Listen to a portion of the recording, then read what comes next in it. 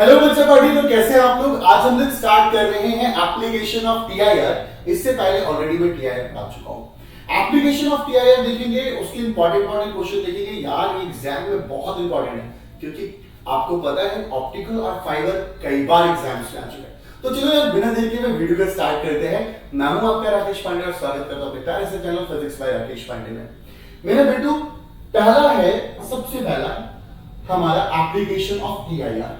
अगर हम application of TIR की बात कर रहे हैं तो उसके अंदर सबसे पहला एप्लीकेशन है स्पार्कलिंग ऑफ डायमंड। हम बात कर रहे हैं स्पार्कलिंग ऑफ डायमंड की। डायमंड चमकता क्यों है, मैं आपको बहुत इजीएस्ट वे में बताता हूं। डायमंड एप्लीकेशन ऑफ टीआईआर का एक पार्ट है, क्योंकि उसका एप्लीकेशन जो उसका ब्राइट मतलब चमकने का पीछे रीजन है वो है टीआईआर। अब कैसे, एक सिंपल से आप हीरे को लेकर आइए, यानी डायमंड को लेकर आइए, वो नहीं चमकता। बट जब हम उसके अंदर नंबर ऑफ कट्स बना देते हैं, जिसे हम लोग तराशना कहते हैं, तो उसके बाद उसके अंदर टीआईआर होता है। अब टीआईआर कैसे होता है, टीआईआर की कंडीशन क्या होती है, मैं आपको बताता हूं। याद करिए, मैंने लास्ट वीडियो में टीआईआर पढ़ाया था कि जब लाइट डेंसर से रेयर में जाए और angle of incidence critical angle से बड़ा हो जाए। क्रिटिकल एंगल वो एंगल होता है जहां रिफ्रैक्शन की वैल्यू 90 डिग्री होती है। अगर angle of incidence critical angle से बड़ा हो गया तो वहां पर टीआईआर होना स्टार्ट हो जाएगा।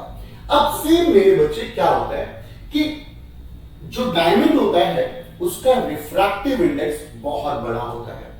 अब डायमंड का रिफ्रैक्टिव इंडेक्स बड़ा है तो एक रिलेशन पता है, mu inversely proportional to sine I. अगर रिफ्रैक्टिव इंडेक्स ऑफ डायमंड बड़ा है तो क्रिटिकल एंगल ऑफ डायमंड छोटा होगा और अराउंड 24.4 डिग्री होता है। जब लाइट उसके ऊपर पड़ती है तो लाइट पड़ने के बाद उसके अंदर लाइट ट्रैप्ड हो जाती है और number of times, multiple times वो टीआईआर होता है। टीआईआर होता है कब तक होता है, जब तक angle of incidence critical angle से बड़ा होता रहेगा। बट एक वक्त ऐसा भी आता है टीआईआर होते होते जब एंगल ऑफ इंसिडेंस छोटा हो जाता है क्रिटिकल एंगल से, उस टाइम जो डायमंड्स के कट्स बने होते हैं उसमें से लाइट हमारी आंखों के पास पहुंचते हैं और डायमंड हमें कुछ इस तरीके से चमकता हुआ नजर आता है। And this is all about the sparkling of diamond. I hope समझ में आया होगा स्पार्कलिंग ऑफ डायमंड क्या होता है। तो चलो अब हम सेकंड एप्लीकेशन की तरफ चलते हैं। एंड सेकंड एप्लीकेशन बहुत इंपॉर्टेंट है और एग्जाम्स में कई बार आ चुकी है। सेकंड एप्लीकेशन की बात करें तो this is a optical fibre. Second application होती है।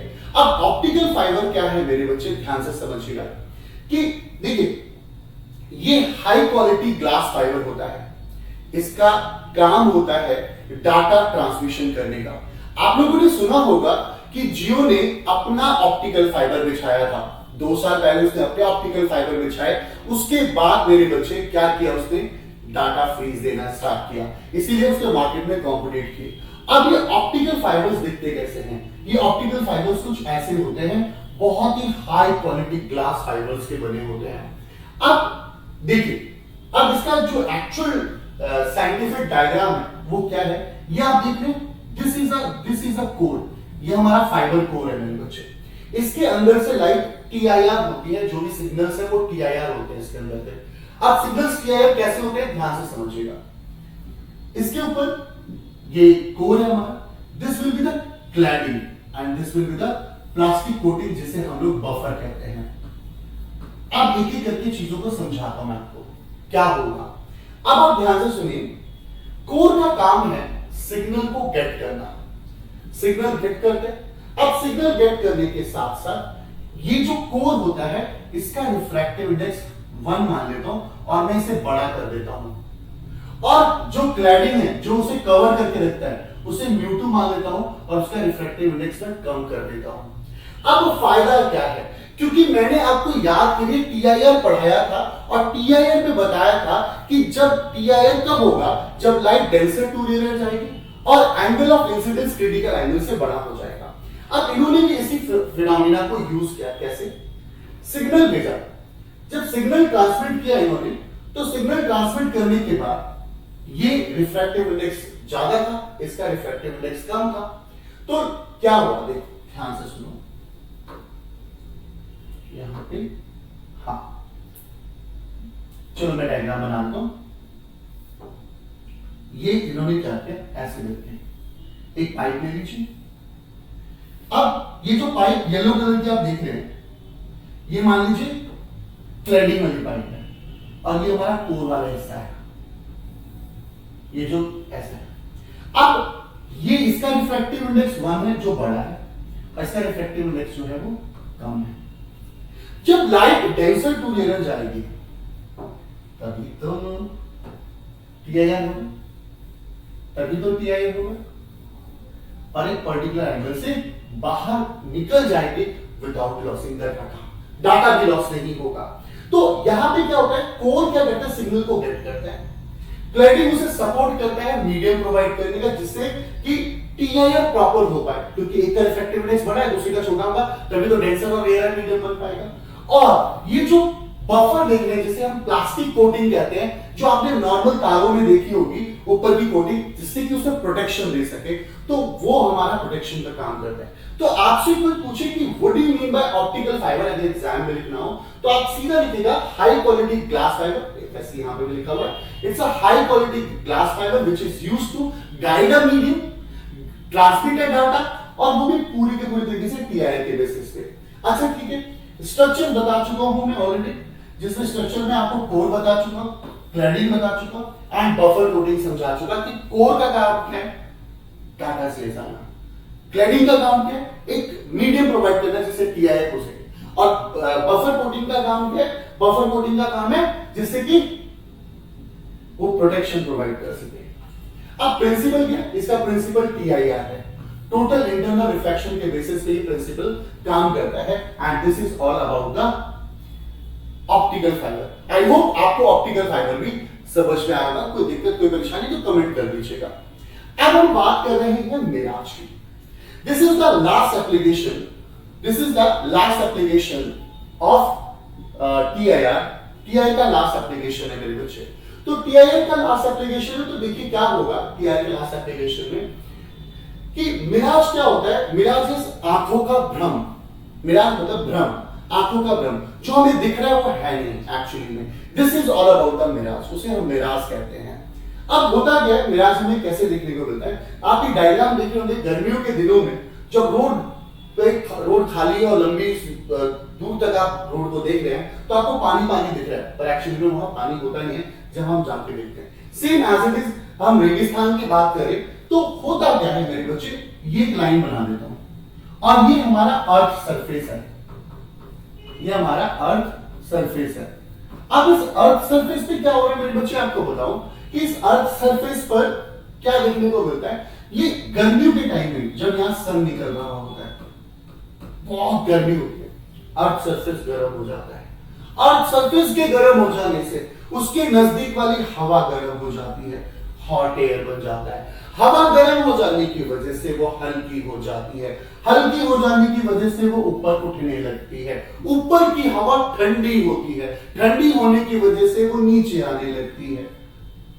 अब आप बताओ, ये hot air becomes rare medium और cold air becomes denser medium हो गया। अब ये डेंसर मीडियम बन गया और ये हमारा रेयर मीडियम बन गया। अब यहां पर क्या होता है, जब एक बंदा उस पेड़ को देख रहा होता है तो लाइट क्या होता है, डेंसर टू रेयर मीडियम आ रही होती, एक पॉइंट के बाद वो reflected back into the same medium हो जाती है, जिसे हम टीआईआर कहते हैं। तो हम इंसान को लगता है कि वो इस तरह से लाइट हमारी आंखों में आ रही है और वो लाइट की सिधाई में देखता है तो इमेज फॉर्मेशन कुछ इधर दिख रहा होता है। And this is all about the mirage. I hope आपको मिराज समझ में आएगा। कोई दिक्कत कोई परेशानी तो प्लीज आप कमेंट करके बता सकते हैं। बच्चों, टीआईआर का एक और एप्लीकेशन जहां पर हम रिफ्लेक्टिंग प्रिज्म को देखते हैं। रिफ्लेक्टिंग प्रिज्म में यहां पे भी टीआईआर होता है मेरे बच्चे। क्या हुआ, ये ऑब्जेक्ट है और ये ऑब्जेक्ट का हेड है ए और ये बी बॉटम है। अब ये ऑब्जेक्ट है, अब यहां से एक रे गई तो रे जब 90 डिग्री टू द सरफेस होती है वो सीधी निकल जाती है और वहां पर आपको कोई दिमाग लगाने की जरूरत नहीं है।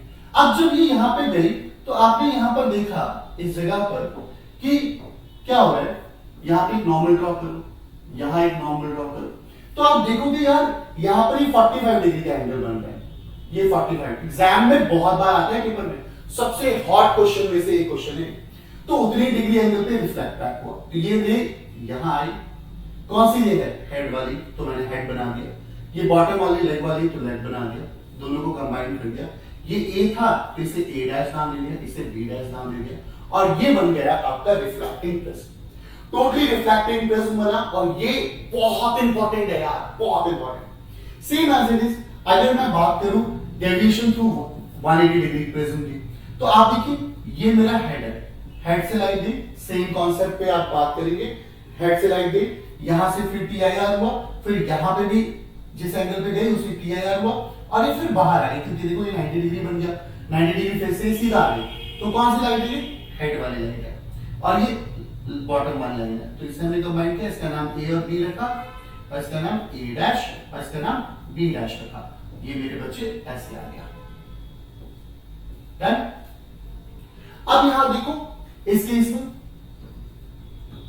ये डेविएशन इरेक्टिंग प्रिज्म होता है, और ये देखिए ये ऑब्जेक्ट ए भी रखा हमने, ये हेड वाली लाइन दे देखो, हेड वाली लाइन डाली, ये हेड वाली लाइन है।